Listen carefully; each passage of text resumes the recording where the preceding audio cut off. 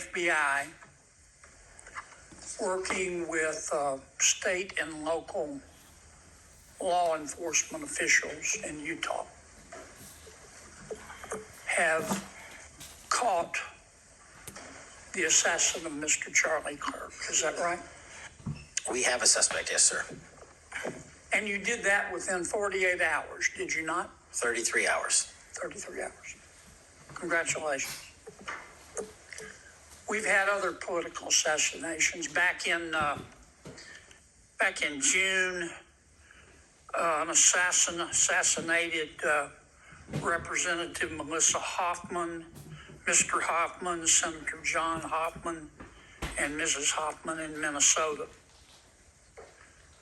You and the FBI and Minnesota state and local law enforcement officials caught the assassin within 48 hours, did you not? I believe that timeline's correct, Senator. Congratulations. Sometimes we miss the forest for the trees. Good work.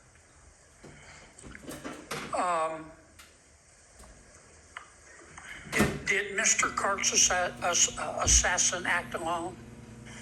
As I've said since the beginning, Senator, it is very much an ongoing investigation, and I can't speak to the state charges. That's for the state to address on their own, but we are providing them with the same investigatory findings reporting the department. And as I noted to Senator, I believe it was Cornyn or Hawley, that there are a number of individuals that are currently being investigated and interrogated, and a number yet to be investigated and interrogated specific to that chat room. So we are very much in our ongoing posture of investigation. So others could have been involved? Yes, sir. Okay. I asked you this last time you were here. Cash, you remember Mr. Peter Strzok and Ms. Lisa Page? Yes, sir. Mr. Strzok was an FBI agent. Ms. Page was an FBI lawyer. They were both very aggressive anti-Trump political activists who allowed their political opinions to affect their work at the FBI. Is that a fair statement? I believe their text messages and their testimony that was secured by the OIG and DOJ speak for themselves. In fact, Mr. Strzok and Ms. Page were having an extramarital affair, and at one point, Ms. Page texted Mr. Strzok, quote, "Trump's not ever going to be president, right? Right?"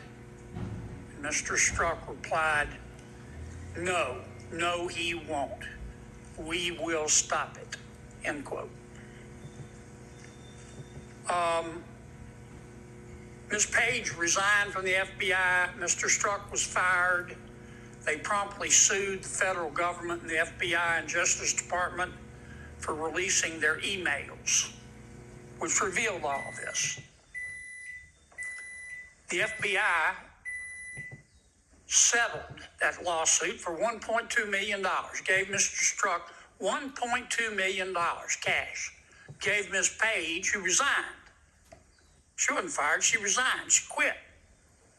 Gave her $800,000. Who at the FBI made that decision to give them money? That settlement was reached in the Biden administration when my predecessor was the director. Who? Are you saying that Chris Wray did?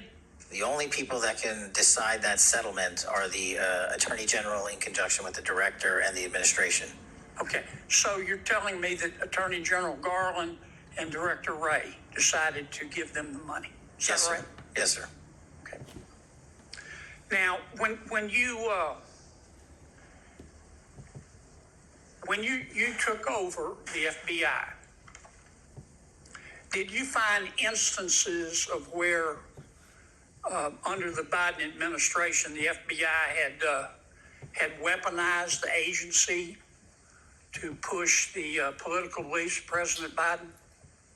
Sorry, the last part. When you took over the FBI, did you find instances of where the Biden administration had politicized the FBI to prosecute its political agenda? Well, I won't speak for other people. having been a target of that weaponization, having been a staffer on the House Intelligence Committee, having had the Justice Department weaponized against me for making the findings and leading the investigation of Russiagate, I know what that feels like. And that's why, as the FBI director, I'm committing to not ever have that ever happen again. But I'm also committed to fully investigating what was done, and that matter is still ongoing. So I assume, I take it your answer is yes. Yes, sir. And you're firing those people, is that right? Anyone that politicizes their job at the FBI will not work at the FBI. Okay. You've heard some of my colleagues either implicitly or otherwise suggest that you have politicized the FBI to prosecute the political beliefs of President Trump. Is that true? I don't know how that can be true when the stats that I cited, to include the 23,000 arrests, 6,000 weapons seized, 1,600 gang and criminal enterprise organizations, 4,700 children found and rescued, more enough fentanyl seized to kill a third of America. The men and women of the FBI are now on an apolitical mission, and this is why the numbers are historic. Have you fired people because they voted for Vice President Harris? I don't ask people who they vote for, and neither does the FBI. Okay. But you've given people polygraphs, have you not? Many people in the FBI take polys. The FBI does that all the time. Yes, sir. Does it not? Yes, sir. For a long time, is that correct? Decades. All right. I want to ask you about the Epstein files. Have you seen the Epstein files? I have not reviewed the entirety of it myself, but a good amount. Okay. Would it be fair to say that Mr. Epstein trafficked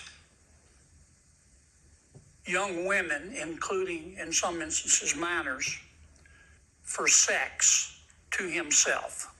That was specifically the allegations in the 2018 indictment in the Southern District of New York. Okay. Who else did he traffic these young women to?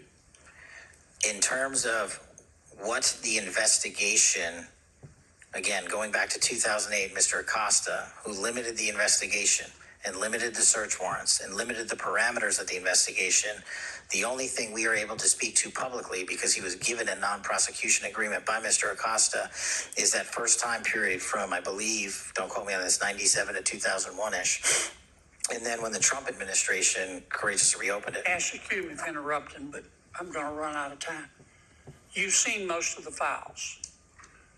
Who, if anyone, did Epstein traffic these young women to besides himself? Himself. There is no credible information.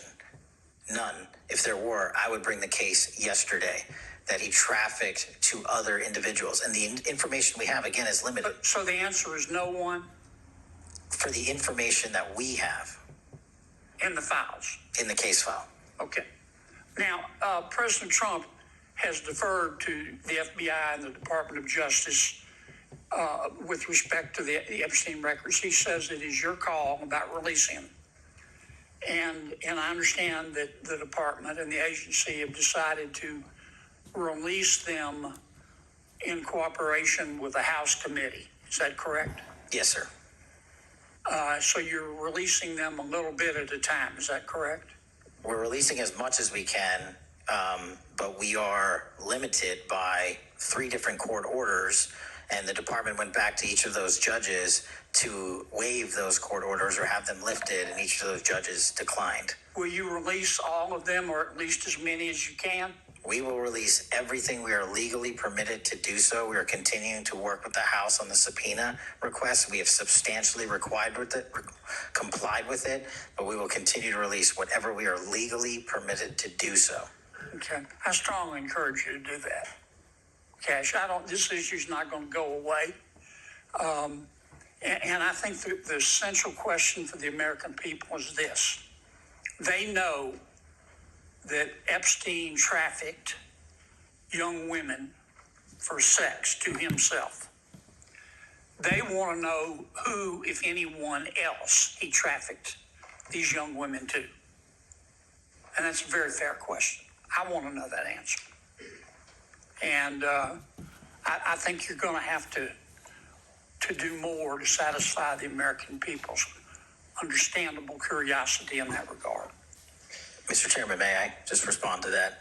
I agree, Senator.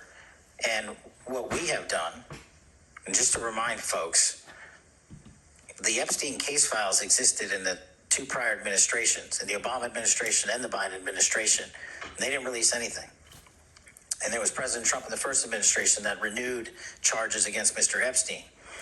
And I know it's a little complicated to understand, but what exists in the Epstein case files was a direct result of the limited search warrants from 2006 and 7, which hamstrung future investigations because of the non-prosecution agreement. And multiple administrations had the opportunity to look at the entirety of that case file and recommend prosecutions against anyone that was trafficked under Mr. Epstein and anyone that participated in that trafficking. And the only person to bring charges was the prior administration against Mr. Epstein. Now, I am not saying that others were not trafficked and others were not involved. What I am telling you is that based on the information we have, and we have continuously and publicly asked for the public to come forward with more information. If there is, we'll look at it. But based on credible information, we have released all credible information, and the information that the Department of Justice and the FBI never releases is information on investigations that are not credible. And we don't release the names of victims who weren't credible. But at the same time, we don't release the names of victims who were credible. And so the information, that's by law. And so the information we are releasing now is historic, and it is also to the maximum capacity that the law allows. And I know that's not going to satisfy many, many, many people. But if they wanted it done right, then the investigation from its origination should have been done right, and he should not have been given a get-out-of-jail-free card to do jail on the weekends for 12 hours a day, and he should have been investigated fully for the entirety of his crime and criminal enterprise, not just from 1997 to 2001. Senator Blumenthal. Thank you, Mr. Patel. Thank you, Mr. Chairman. Director Patel, thank you for being here today.